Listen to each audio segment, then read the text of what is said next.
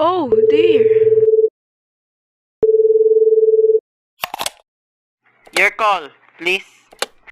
Operator, I've been dialing Mariel 4009 now for the last 3/4 of an hour, and the line is always busy, but I don't see how it could be busy that long. Will you try it for me, please? Murray Hill 40098. One moment, please. I don't see how it could be busy all the time. It's my husband's office. He's working late tonight, and I'm all alone here in the house. My health is very poor, and I've been feeling so nervous all day. Ringing Murray Hill 40098.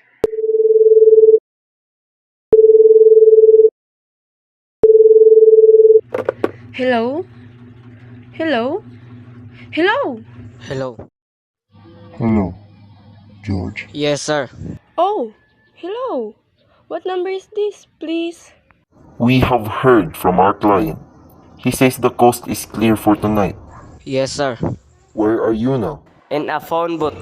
Okay, you know the address. At 11 o'clock, the private patrolman goes around to the bar on the 2nd Avenue for a beer. Be sure that all the lights downstairs are out. There should be only one light visible from the street.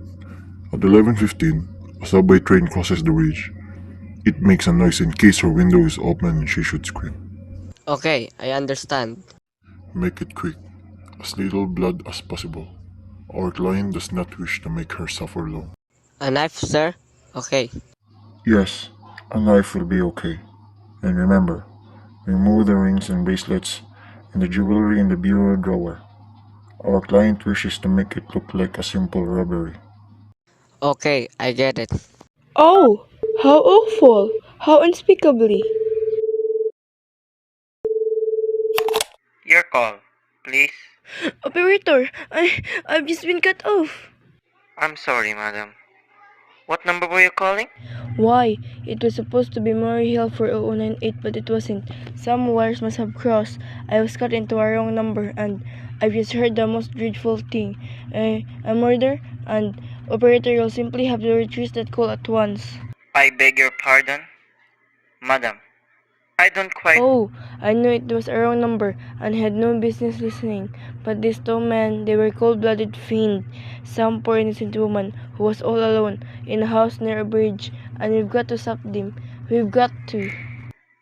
What number were you calling, madam? That doesn't matter. This was a wrong number, and you dialed it, and we've got to find out what it was immediately. But madam...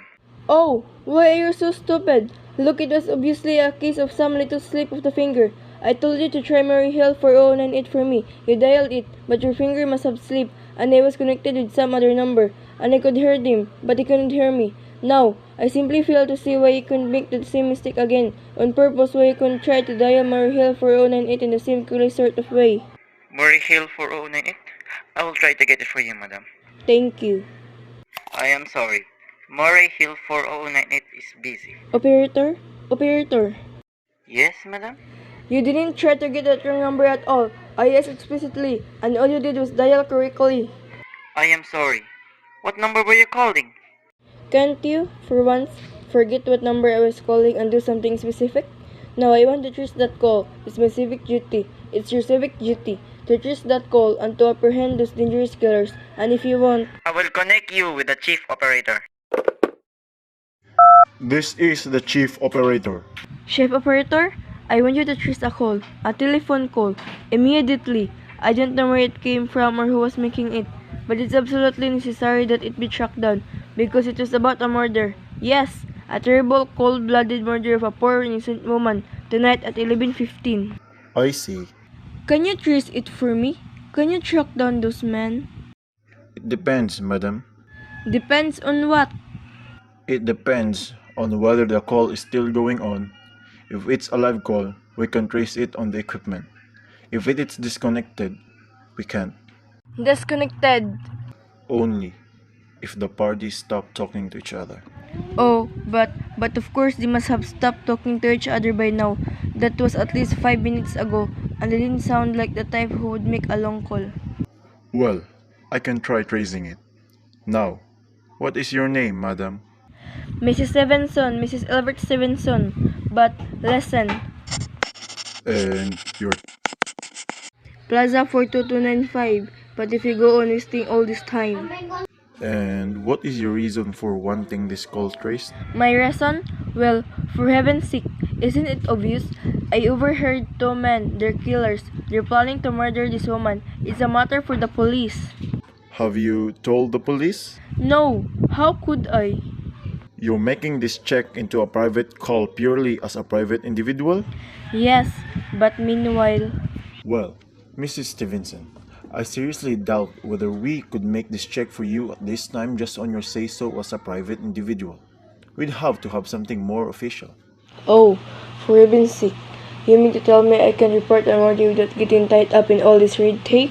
Why, it's perfectly idiotic. Alright, then, I will call the police. Ridiculous!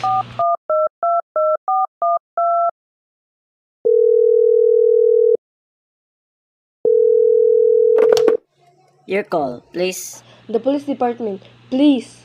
Police Department, Precinct 43. Duffy speaking. Police department? Oh, this is Mrs. Stevenson, Mrs. Albert Smythe Stevenson of 53 North Sutton Place. I am calling to report a murder. Eh? I mean, the murder hasn't been committed yet. I just overheard plans for it over the telephone, over a wrong number that the operator gave me. I've been trying to trace down the call myself, but everybody is so stupid, and I guess in the end you're the only people who could do anything. Yes, ma'am. It was a perfectly definite murder. I heard their plans distinctly. Two men were talking and they were going to murder some woman at 11:15 tonight. She lived in a house near a bridge. Okay. And there was a private patrolman in the street. He was going to go around for a bear on 2nd Avenue, and there was some third man, a client, who was paying to have this poor woman murdered. They were going to take her rings and bracelets, and use a knife well. It's unveiled me dreadfully, and I'm not well. I see. When was all this, ma'am? About 8 minutes ago. Oh, then, you can do something? You do understand. And what is your name, ma'am? Mrs. Stevenson, Mrs. Albert Stevenson. And your address? 53 North Sutton Place. That's near a bridge. The Queensboro Bridge, you know, and we have a private patrolman on our street, on 2nd Avenue. And what was the number you were calling? Murray Hill 4098. But that wasn't the number I overheard. I mean, Murray Hill 4098 is my husband's office. He's working late tonight, and I was trying to reach him to ask him to come home. I'm an invalid, you know, and it's the maid's night off, and I hate to be alone. Even though he says I'm perfectly safe as long as I have the telephone right beside my bed. Well, we'll look into it, Mrs. Stevenson, and see if we can check it with the telephone company. But the telephone company said they couldn't check the call if the parties had stopped talking. I've taken care of that. Oh, yes? Personally, I feel you ought to do something far more immediate and realistic than just check the call. What good does checking the call do if they've stopped talking? By the time you track it down, they'll already have committed the murder. Well, we'll take care of it, lady. Don't worry. Personally, I feel you ought to do something far more immediate and realistic than just check the call. What good does checking the call do if they've stopped talking? By the time you track it down, they'll already have committed the murder. Well, we'll take care of it, lady. Don't worry. I'd say the whole thing calls for a search, a complete and thorough search of the whole city. I'm very near a bridge, and I'm not far from 2nd Avenue, and I know I'd feel a whole lot better if you sent a radio car to this neighborhood at once. And what makes you think the murder's going to be committed in your neighborhood, ma'am? Oh, I didn't know. This coincidence is so horrible. 2nd Avenue, the patrolman, the bridge. 2nd Avenue is a long street, ma'am. And do you happen to know if how many bridges there are in the city of New York alone? Not to mention Brooklyn, Staten Island, Queens, and even Bronx. And how do you know there isn't some little house out on Staten Island? On some little 2nd Avenue you've never heard about? How do you know they were even talking about the New York at all? But I heard the call in the New York dialing system. How do you know it wasn't a long-distance call you overheard? Telephones are funny things. Look, lady, why don't you look at it this way? Supposing you hadn't broken in on the telephone call, supposing you'd got your husbands the way you always do, would this murder have made any difference to you then? I suppose not, but it's so inhuman, so cold-blooded. A lot of murders are committed in this city every day. Ma'am, if we could do something to stop them, we could. But a clue of this kind that's so vague isn't much more use to us than no clue at all. But surely?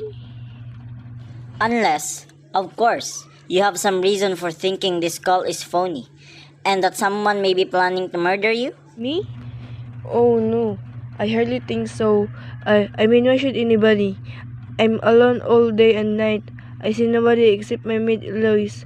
She's a big 200-pounder. She's too lazy to bring up my breakfast tree. And the only other person is my husband, Albert. He's crazy about me, adores me, waits on me hand and foot. He scarcely left my side since I took sick 12 years ago. Well then, there's nothing for you to worry about. It's there and now, if you'll just leave the rest to us. But what will you do? It's so late. It's nearly 11 o'clock. Well, take care of it, lady. Will you broadcast it all over the city? And send out squads? Warn your radio cars to watch out, especially in suspicious neighborhoods like mine? Lady, I said we will take care of it. Just now I've got a couple of matters here on my desk that require my immediate... Oh, idiot. Now, why did I do that? Now he'll think I am a fool. Oh, why doesn't Albert come home? Why doesn't he? Your call, please. Operator, for heaven's sake, will you ring that Murray Hill 40098 again? I can't think what's keeping him so long. Ringing Murray Hill 40098.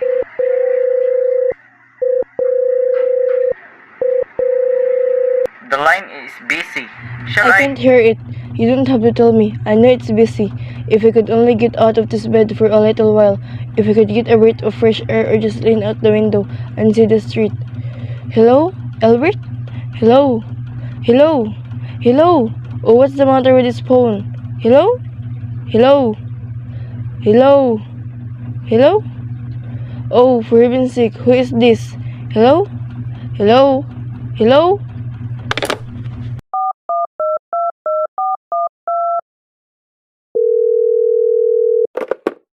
Your call, please. Hello, operator. I don't know what's the matter with the cell phone tonight, but it's positively driving me crazy. I've never seen such an inefficient, miserable service. Now, look, I'm an invalid. I'm very nervous, and I'm not supposed to be annoyed, but if this keeps on much longer... What seems to be the problem, madam? Well, everything's wrong. The whole world could be murdered, for all you people care. And now, my phone keeps ringing. Yes, madam? Ringing and ringing and ringing every 5 seconds or so. And when I pick it up, there's no one there. I am sorry, madam. If you will hang up, I will test it for you. I didn't want you to test it for me. I want you to put it through that call, whatever it is, at once. I am afraid that is not possible, madam. Not possible? And why? May I ask? The system is automatic, madam. If someone is trying to dial your number, there is no way to check whether the call is coming through the system or not, unless the person who is trying to reach you complains to his particular operator. Well, of all the stupid, complicated, and meanwhile, I have to sit here in my bed, suffering every time that phone rings, imagining everything. I will try to check it for you, madam. Check it! Check it! That's all anybody can do. Of all the stupid, idiotic! Oh, what's the use? Mrs. Stevenson's phone rings again. She picks up the receiver. Hello? Hello! Stop ringing! Do you hear me? Answer me! What do you want? Do you realize you're driving me crazy? Stark! Staring! Hello.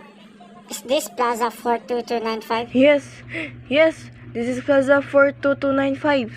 This is Western Union. I have a telegram here for Miss Albert Stevenson. Is there anyone there to receive the message? I am Mrs. Stevenson. The telegram is as follows. Mrs. Albert Stevenson, 53 North Sutton Place, New York. Darling, I am terribly sorry. Tried to get to you for the last hour but line is busy. Leaving for Boston at 11 p.m. tonight on urgent business. Back tomorrow afternoon. Keep happy. Love. Signed by Albert. Oh, no. That is all, madam. Do you wish us to deliver a copy of your message? No, thank you. Thank you, madam. Good night. Good night. No, it isn't true. He couldn't do it. Not when he knows I'll be all alone. It's some trick, some fiendish.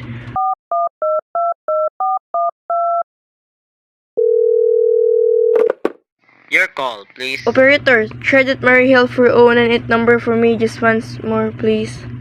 Ringing Murray Hill 40098. He's gone. Oh, Albert, how could you? How could you? But I can't be alone tonight. I can't. If I'm alone one more second, I don't care what he says or what the expense is. I'm a sick woman. I'm entitled.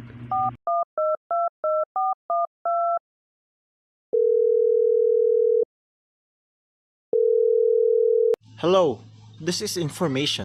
I want the telephone number of Hinchley Hospital. Henchley Hospital? Do you have the address, madam? No, it's somewhere in the 70s. Though it's a very small, private and exclusive hospital where I had my appendix out 2 years ago. Hinchley. H-A-N-C. One moment, please. Please hurry, and please, what is the time? I don't know, madam. You may find out the time by dialing Meridian 71212. Oh, for heaven's sake, couldn't you? The number of Henchley Hospital is Butterfield 710105, madam. Butterfly 70105.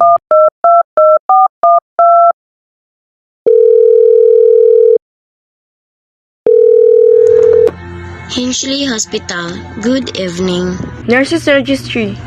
Who was it you wished to speak to, please? I want the nurses registry at once. I want a trained nurse. I want to hire her immediately for the night. I see. And what is the nature of the case, madam? Nerves. I'm very nervous. I need soothing and companionship. My husband is away and I'm... Have you been recommended to us by any doctor in particular, madam? No, but I really don't see why all this categorizing is necessary. I want a trained nurse. I was a patient in your hospital 2 years ago, and after all, I do expect to pay this person. We quite understand that, madam, but registered nurses are very scarce just now, and our superintendent has asked us to send people out only on cases where the physician in charge feels it is absolutely necessary. Well, it is absolutely necessary. I'm a sick woman. I am very upset. Very. I'm alone in this house and I'm an invalid, and tonight I overheard a telephone conversation that upset me dreadfully about a murder, a poor woman who was going to be murdered at 11:15 tonight. In fact, if someone doesn't come at once, I'm afraid I'll go out of my mind. I see. Well, I'll speak to Miss Phillips as soon as she comes in. And what is your name, madam? Miss Phillips, and when do you expect her in? I really don't know, madam. She went out to supper at 11 o'clock. 11 o'clock, but it's not 11 yet. Oh, my clock is stopped. I thought it was running down. What time is it? Just 14 minutes past 11. What's that? What was what, madam?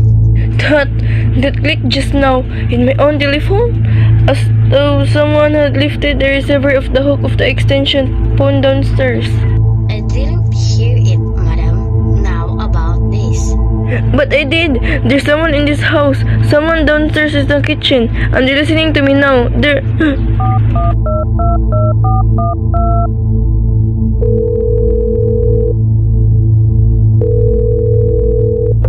Your call, please. Operator, I'm in desperate trouble. I cannot hear you, madam. Please speak louder. I don't dare. There's someone listening. Can you hear me now? Your call, please. What number are you calling, madam? You've got to hear me. Oh, please. You've got to help me.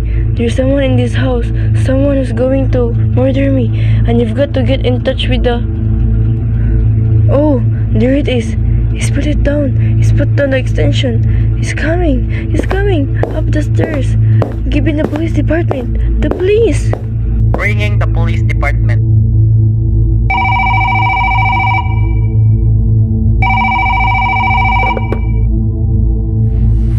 Police Department, Precinct 43, Duffy speaking. Police Department, Duffy speaking. Sorry, wrong number.